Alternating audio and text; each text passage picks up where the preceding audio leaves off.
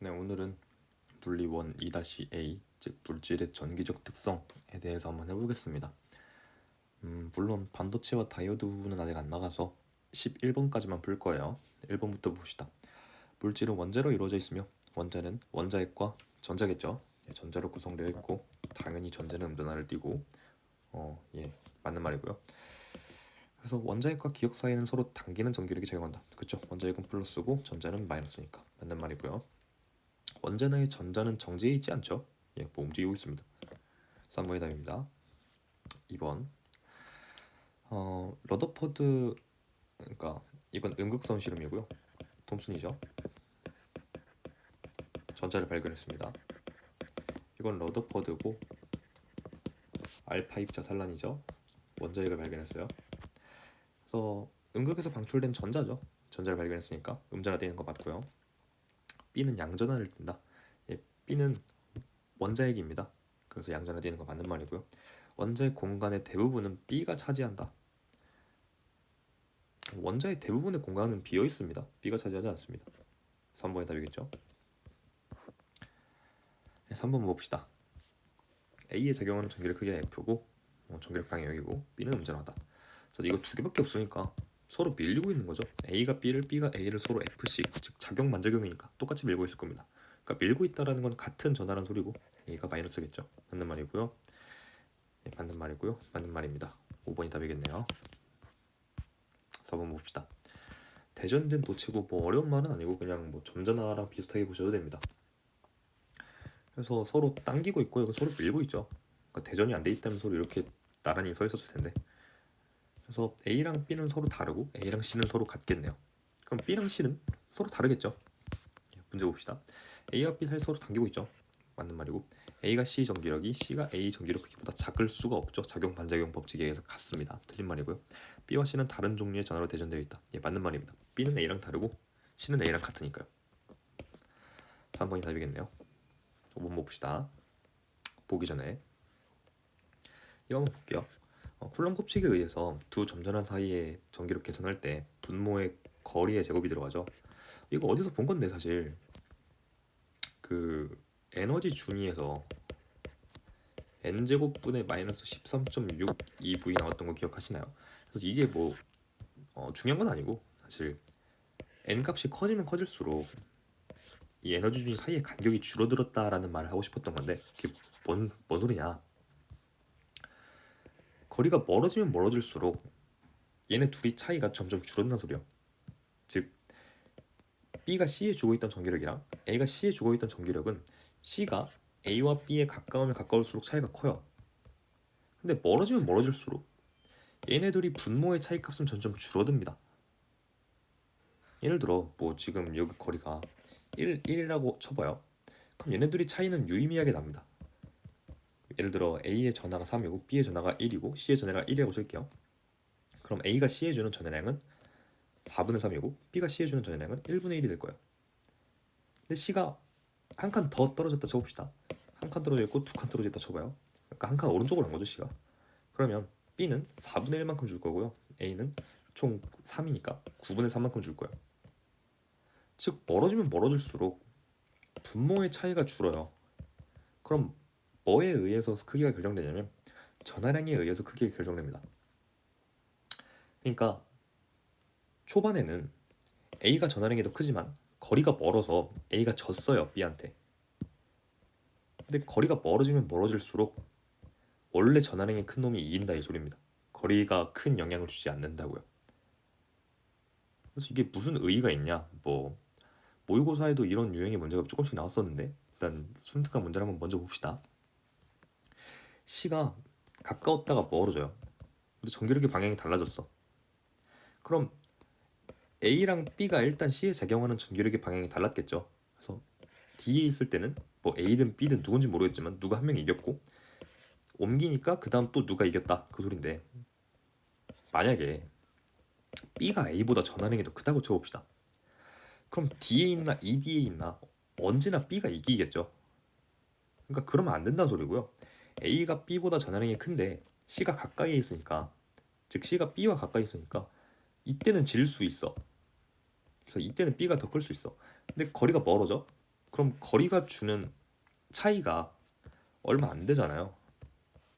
그래서 이때는 A가 이길 수 있습니다. 그래서 A가 전화량이 더 큰 거고요.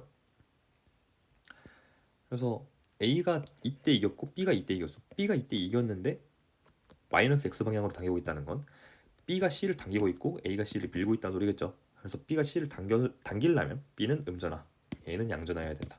그래서 맞는 말이고 B, C 사이는 서로 당긴다. 맞는 말이고 전화량의 크기는 A가 B보다 작다. 방금 했던 말이죠. A가 더 커야 됩니다. 그래야 역전이 가능하기 때문에 3번이 답입니다. 넘어갈게요. ABC가 같은 거리 D만큼 고정되어 있고 AC에 작용한 전기력이 0이다. 네, 모의고사 풀면서 봤던 문제죠. 그래서 모의고사의 체감이 이렇게 되는 걸 보면 수능 특강의 연계가 좀 많이 된다라는 걸 알 수 있고 어쨌든 문제 읽어봅시다. A와 C 사이는 서로 당기는 전기력이 작용한다. 그러니까 아무 전화도 안 줬으니까 기준을 하나 잡아볼게요. 즉 무슨 말이냐면 내가 B를 플러스로 잡든 마이너스로 잡든 같고 다름의 문제지. 그러니까 전화가 같냐 다르냐의 문제지. 전화가 플러스냐 마이너스냐의 문제는 아니란 소리예요. 그래서 B를 기준으로 그냥 플러스로 잡아볼게요. 그러니까 B랑 같냐 다르냐만 잡으면 되겠죠. 만약에 A랑 C랑 전화가 달라요. 그러니까 뭐 뿔 봐야 이러면 C를 봅시다. C는 무조건 왼쪽으로만 전기력을 받죠. 그러니까 이러면 안 돼요. 그럼 둘이 같아. 뿔뿔이야. 이래도 C를 봅시다. C를 보든 A를 보든 왼쪽에 있는 전화가 두 개 다 같으니까 오른쪽으로 힘을 받겠죠. 그러니까 이것도 아니야. 그럼 마이너스 해야겠다. 그러니까 결론이 된 거고 여담으로 A와 C에 작용하는 전기력이 0이라면 B에 작용하는 전기력도 0입니다. 왜냐면 작용 반작용 법칙에 의해 얘네들 힘 다 더하면 0 나와야 돼요. 그래서 B도 전기력을 0만큼 받고 있을 겁니다. 이거 어디서 봤죠? 일단 기억부터 풀어보자면 A와 C 사이는 서로 당기는 전기력이 작용하지 않습니다. 전환행의 크기를 비교하려 A가 B보다 크냐라고 물었으니까 A랑 B를 비교하려면 C를 보면 됩니다. 그럼 C가 느끼는 B의 힘과 C가 느끼는 A의 힘이 똑같다는 소리는 A가 더 먼데도 불구하고 더 똑같은 힘을 주고 있다는 소리는 4배, 즉 거리가 1대2니까 전화량은 4배만큼 크다 그 소리예요. 그러니까 맞는 말이고요. B에 작용하는 전기력이 0이다. 예, 방금 했던 말이죠. 맞습니다. 4번이 답이겠네요. 넘어갑시다. 스펙트럼 문제고 그냥 뭐 개념만 잘 알고 있으면 푸는 문제입니다. PQ는 스펙트럼 선이다. 뭐 가열된 고체와 가열된 기체에서 방출되는 빛의 스펙트럼을 순서 없이 나타내는 것이다. 뭐 수업 때 안 하긴 했는데 가열된 기체에서 나오는 건 선 스펙트럼이고요. 가열된 고체에서 나오는 거는 그러니까 연속 스펙트럼이에요. 이거 왜 안 했냐면 그 연속된 띠를 봐야 이게 이해가 될 거라고 생각을 했는데 뭐 어차피 다음 수업 때 하니까 다음 수업 때 설명을 드릴게요. 일단 이거 가열된 고체고요. 가는 A에서 방출된다 하면 맞는 말입니다. 가열된 기체의 에너지 준위는 불연속적이다. 그렇죠. 스펙트럼이 띄엄띄엄 나타났다랑 에너지 준위가 불연속적이다랑 똑같은 말이에요. 그래서 P에 해당하는 빛의 진동수랑 Q에 해당하는 빛의 진동수를 비교하래요. 진동수는 파장과 반비례했죠. 그러니까 에너지 공식을 써보자면 이걸 쓰니까 진동수는 파장과 반비례해요. 즉 에너지랑 진동수가 비례하고 파장이 반대입니다. 그래서 파장이 크죠. 그럼 진동수가 작아요. 그래서 P가 작다 하면 틀린 말이죠. P가 커요. 3번이 답입니다. 8번 봅시다. 또 스펙트럼 문제고요.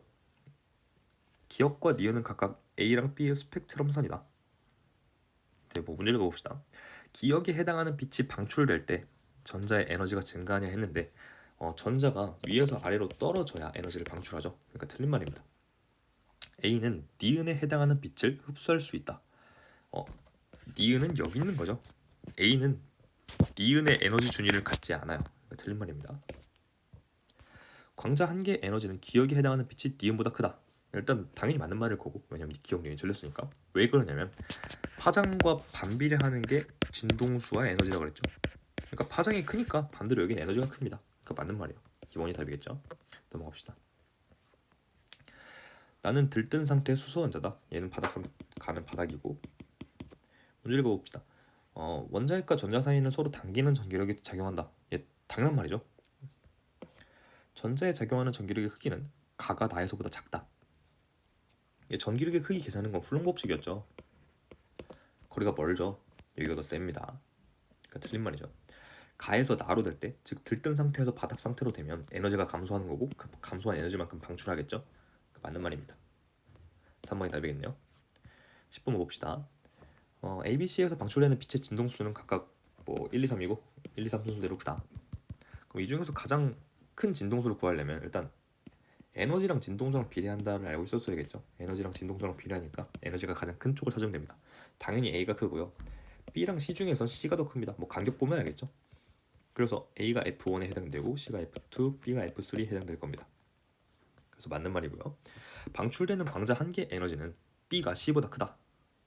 예, 틀린 말이죠. C가 더 크겠죠. 간격이 더 크니까. 틀린 말이고요. 이거냐? 라고 물어봤는데 B랑 C를 더하면 A가 나오죠. 근데 이건 에너지죠. 그래서 일단 C를 깔끔하게 써보자면 A의 에너지는 B와 C를 더한 거다. 근데 에너지는 뭐 에너지 공식 기억하시는지 모르겠는데 HF로 바꿀 수 있었죠. 그러니까 진동수 물어보니까 진동수로 바꿔줍시다. 얘는 HF1이겠죠. F1에 해당되니까. 얘는 F3, 얘는 F2. 어차피 H 다 약분되니까 F1은 F2 더하기 F3다. 예, 맞는 말입니다. 여담으로 파장이 나오면 맞는 말이냐 할 수 있잖아요. 예를 들어 뭐 이게 이거냐 하면 틀린 말입니다. 왜냐면 파장은 반비례하기 때문에 이게 나와야 맞는 말이에요. 뭐 물어보진 않았지만 알아두면 좋습니다. 넘어갑시다. 11번 마지막으로 풀고 영상 끝낼게요. 뭐 ABC를 나타낸 것이다. 뭐 디귿은 전자가 여기로 전이할 때 방출되는 빛 중에서 파장이 가장 긴 스펙트럼 선이다. 파장이 가장 길다 뭐 여기 나와 있죠. 근데 파장이 가장 길다는 건 반대로 에너지와 진동수는 작다는 건 제일 작다는 거예요. 에너지와 진동수가 가장 작으려면 여기로 전이하는 빛 중에서 가장 작으려면 3에서 2로 가는 것밖에 없겠죠. 그러니까 여기는 A가 해당할 거고. 근데 뭐 이걸 몰랐어도 사실 뭐 해당시킬 수는 있죠. 기억, 니은, 디귿 뭐 ABC 세 개니까. 그럼 파장이 증가했다는 건 에너지가 작다는 소리고 에너지 작은 순서대로 쓰자면 ABC죠. 그러니까 이렇게 ABC 거꾸로 써주면 되겠네요.